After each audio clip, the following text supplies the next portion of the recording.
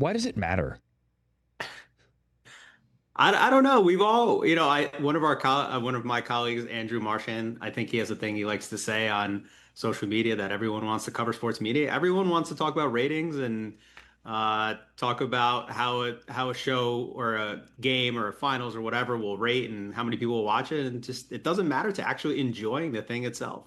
Listen, I know it does matter in our bubble, and I do think that we in the sports media maybe lose sight of what the average fan and lose the perspective of what the average fan cares about by constantly, and it's worse in social media in this era because we're always seeing the people, our peers talking about it, and people like Andrew Marchand, who obviously I follow and I respect, talking about it. It does matter at Pico and Motor here in LA, at Fox, and it matters in Bristol with ESPN. I get all of that, but I don't know. It's really about star power, I think, in the NBA, Mike, more than market size.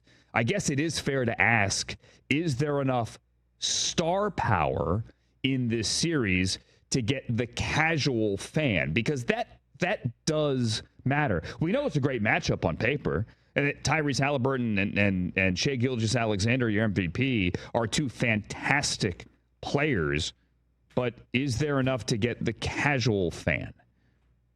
Yeah, I would just like to say, I guess I'm a giant hypocrite because I wrote a story about this whole ratings thing. So whatever I just said 5 minutes ago, obviously, I'm being hypocritical about. I think you're right that star power probably matters more. Having done some reporting about this and just talking to people about it, like when Cleveland was in the finals, they're, roughly between 15 to 20th largest market in the country when they were in there.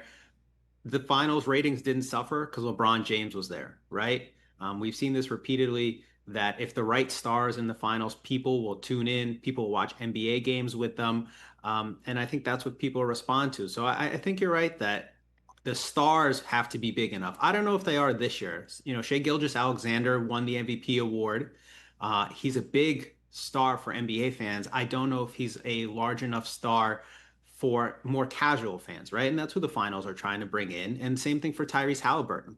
But I think in the NBA, they're kind of looking at this as a situation where it's maybe a little bit of short-term pain, where maybe the ratings will drop, although it doesn't really matter for them because, again, they have their next media deal already locked up. They'll get $75 billion over the next 11 years, no matter what.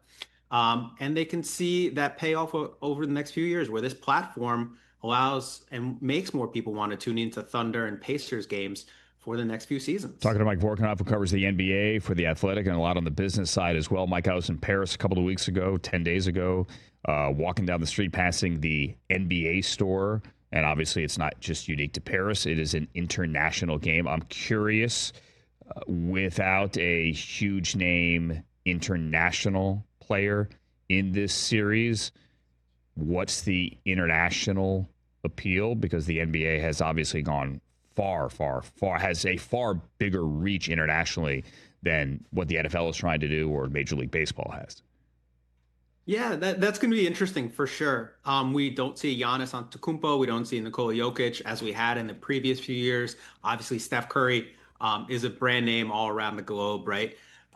Shai Gilgeous-Alexander is Canadian, but that's on the same side of the Atlantic Ocean as the United States of America. And so I think in that case, you're kind of hoping if you're in the NBA that fans tune in because it's the finals and they're in for the teams. And NBA teams have gone to Europe over the last decade, let's say, trying to build up their own profiles and build up their fan bases and followings there that are, where fans are watching for them instead of for the French player that's on their team if you're in France, or the German player or the Spanish player, whatever that may be. They want to build kind of like their own independent fan bases. And so that will help in that regard too. The Pacers were in France in January for 2 NBA games there. So we'll see if there's any carryover for them. And the Thunder are so good and they have a few really good players that maybe fans tune in just to watch them play and see the next generation of stars. Yeah, interesting point. I'd forgotten about the trip to France earlier this year for the Pacers. And as for the Canadian thing for SGA, I bet you